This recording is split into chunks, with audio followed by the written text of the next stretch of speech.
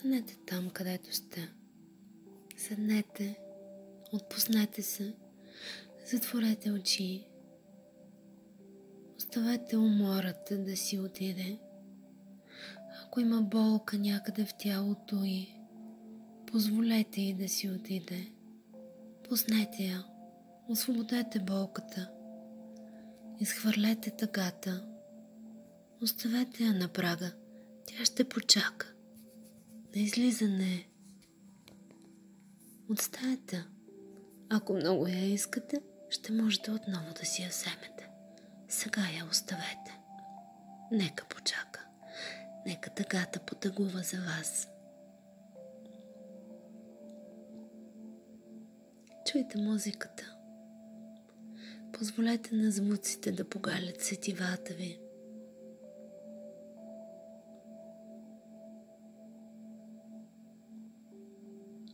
Търсите ли щастието? Уморихте ли се да го търсите? Намерихте ли го или го изгубихте? Или някой друг твоето щастие погуби? Щастлив ли си? Имал ли си щастие? Или все още го имаш? Чакаш ли го? Или си го създаваш? Да създаваш означава да даваш. Даваш ли? Или очакването ти е свързано с това да получаваш? Даваш ли? Или очакваш на теб да ти дават? Загубили се сред лабиринта от толкова много важни екзистенциални въпроси? Душата ти за спокойствие и радост ли моли и проси? Колко пъти започвахте от начало? Виждате ли света в черно и бяло? От филми ли разбрахте, че има 50 нюанса сиво? Или всичко не е спирало да ви изглежда красиво? Колко пъти зачерквахте от паметта си неща, които бихте искали да не се бяха случвали? Колко пъти в ума ви нахлуваха тъжни мисли? Какво беше преди? Как е сега? И дали може отново всичко да бъде пак като ново? Лепили ли сте счупени вази? Животът ви дели ли се вече на няколко фази? Когато мислим да започнем нещо ново, различно, да сложим ново начало, най-често първо визираме време. Решаваме от утре, от понеделник, от еди кой си делник. И да, векторът наистина започва с първата точка. Нужна му е и посока. Нареждаме точка след точка в избраната вече насока. Начеваме размисъл. Как точно възнамерявам да постигна целта си? Имам ли каквото ми трябва? Откъде да взема другото, което е нужно, но нямам в момента? И така, бавно, полека, евентуално, мечтата ни придобива очертания, доближава се до реално. Защо казваме евентуално? Затрупани сме от данни, много различни и не непременно отлични новини се борят за място в нашето внимание. Да разчистим ума си и подредим мислите си, не винаги полагаме старание.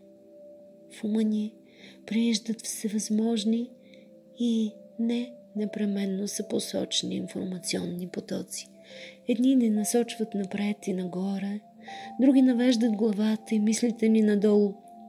В единия случай погледът се рее в необятни простори, в другия очите се взират в прахта на нозете, натежават ръцете, с тъга се напълват ума и сърцето.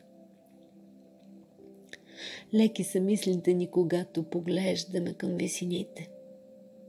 Натежават чувствата, в мислите ни преобладават негативите, когато по тях се натрупа пепелта от догорелия огън на живота.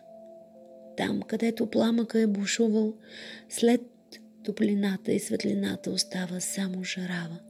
догаря, изтлява, нищо топло и светло вече не остава. Сърцето спира да гори от с и закопнежи. Ума с упрек към себе си вече говори. Знаех си, виждаш ли, казвах ти априори. Ти нищо не стори и ето, животът ти пак се обърна. Нерадостта отново в него надзърна. И чувството за вина отново те обгръща. На радостта гръб се обръща.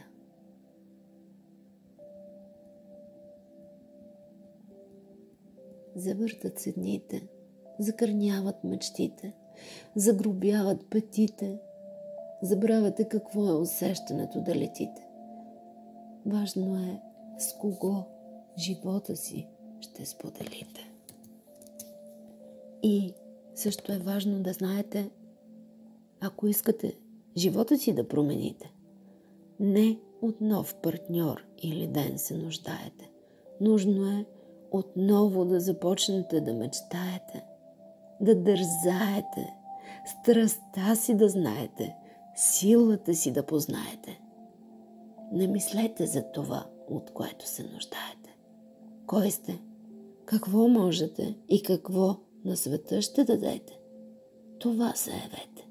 Гласно, страстно, но за целта първо е важно със себе си да сте